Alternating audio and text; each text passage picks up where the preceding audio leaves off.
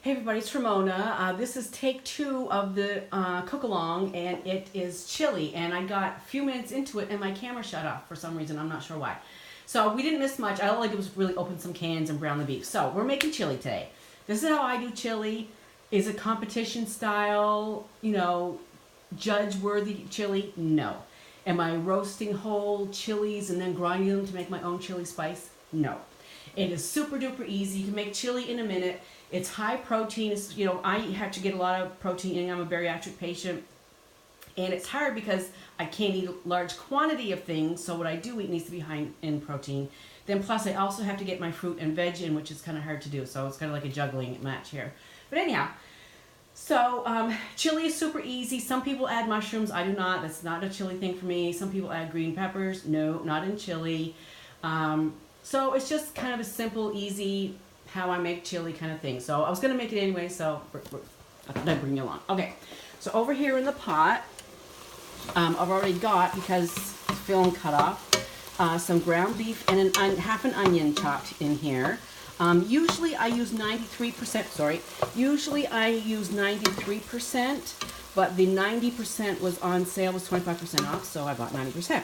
Now, obviously, you can also use ground chicken or ground turkey, and I have tried it in the past, but it doesn't have the same flavor to me. I like beef. I'm a meat girl. Here's my Spurtle QVC. So there we go. So that is the beef going there. It's done to add the other ingredients. And what I'm going to add, I've already added the onion. I'm going to add some chili seasoning, the hot and the original, because I kind of like it somewhere in the middle. I'm going to add some tomato paste because tomato paste gives it some depth and some richness. We're still going? Yep. Some depth and richness. We are going to add 2 cans of fire roasted tomatoes. Don't drain them, don't do anything with them, just open the can, you're good to go. And then back here, I've already opened and drained 1 can of red kidney beans and 1 can of black beans. And that's about it. So I'm going to bring you over here now.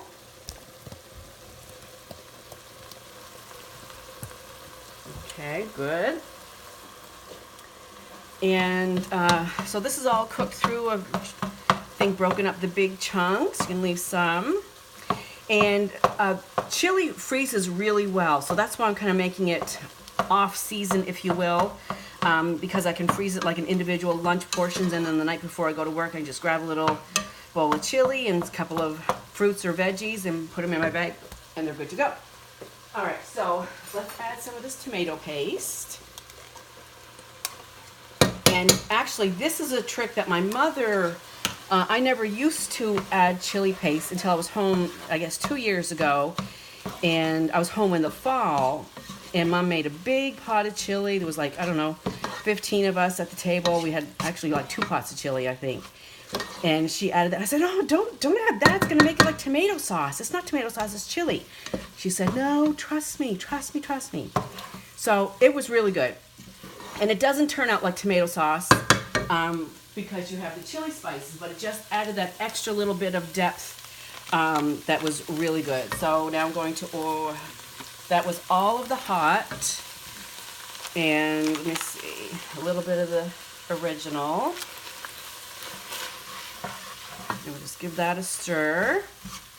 And it does kind of make it thick, the chili paste, but the tomatoes are going to thin that down, which we will add right now. So this is 2 cans of fire roasted chilies. Fire roasted tomatoes. And you can, you don't have to add the fire roasted ones. I just saw them in the grocery store and I was like, oh, that would be good. And then I started adding it to my chili, and it really gives it a little bit more flavor. I think there's garlic in them as well, but they're good. And we're going to add the beans. So like I said, I have 1 can of kidney beans and 1 can of black beans, but certainly you can add whatever beans you like or not like. Just more protein. And so you can see now this is kind of thick. It's almost too thick. So I am going to add some water. Just fill up one of these tomato cans with water.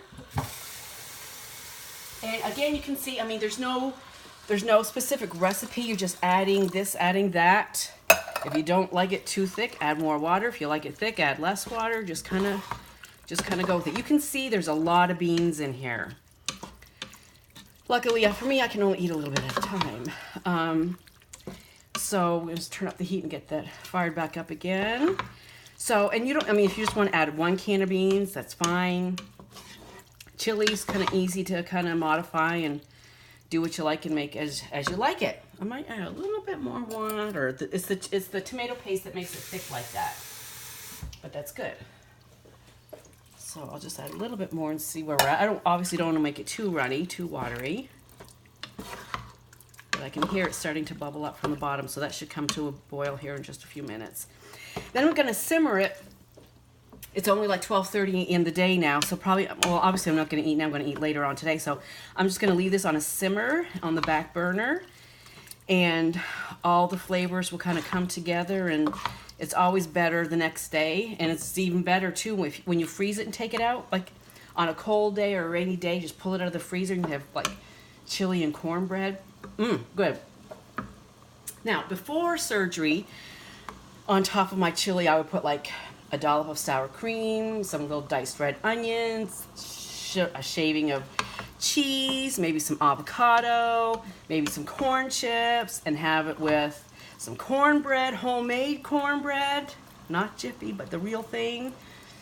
That was good eating, but it was killing me. So, and that's not to say that, you know, I don't ever have, you know, sour cream and cheese and those things anymore, but I can't do it in the same quantities I did before, and I don't do it every day. Like, yeah, I go to Papacitos, my very favorite restaurant, Mexican restaurant here in Houston.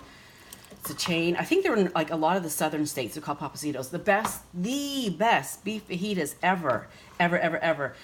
I tried to look up the recipe one time, and there is a copycat recipe for fajitas, for Papacitos fajitas, and they marinate them in pineapple juice and soy sauce and a few other things, and that's what makes them so tender and sweet. If you come to Houston, you must go to Papacitos for their fajitas. They are amazing. But anyway, so yes, so I do splurge. When I have fajitas, I can only eat 1 fajita now as opposed to 3 or 4. And a lot of times I'll just I won't eat the tortilla at all. I'm rambling here. Where are we at? 7 minutes.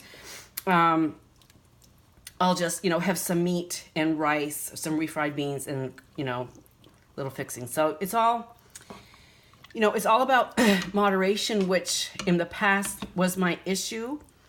Well, it still is my issue if you've seen my wax closet. So this is just, or the surgery was, I don't know how we got onto the surgery. See, I'm rambling. Anyway, the surgery was just a tool to help me get to where I need to go. It's not a cure-all, it's not a fix-all. It's just a tool that I use with, I still exercise. I bought a new rowing machine on the weekend. It's upstairs sitting in my spare room right now. I love it. I still go to the gym. I eat healthy most of the time. Well, I would say like 75% of the time. Like I said, you have to splurge, because for me, if I don't get a taste of something, then I'm going to want it more. And so you do have to have a day or a meal or whatever of just, you know, going out and having fun, enjoying your dinner, and tomorrow's a new day. But I just cannot do it in the same amounts that I could. And that's the thing about the sleeve, is that it just has reduced the size of my stomach, so I can't eat those size portions anymore. And let me tell you, if you're in Texas is known for big portions. Texas, at one point, I'm sure it still is, if not higher, was the 3rd fattest city in the country. When I moved to Houston in 1989, between 1989 and 2016, when I had my surgery, I gained 150 pounds. And that is not good. It was killing me. My blood pressure was up. I was on the verge. I was taking blood pressure medication. I was on the verge of probably being diabetic. My feet hurt. My knees hurt. My ankles hurt. Everything hurt. And I stopped going to the gym, because you get to a point where everything, it's like a downward slope. You get to a point where you can't go to the gym anymore because you hurt so bad, and then it's just like a spiral. It just gets completely out of control. And so I did what I had to do to get back on track. And so I don't regret it for a minute. I had to take money out of my retirement account to do it. And I don't regret that either. It definitely saved my life. Within a month, I was off my blood pressure medication.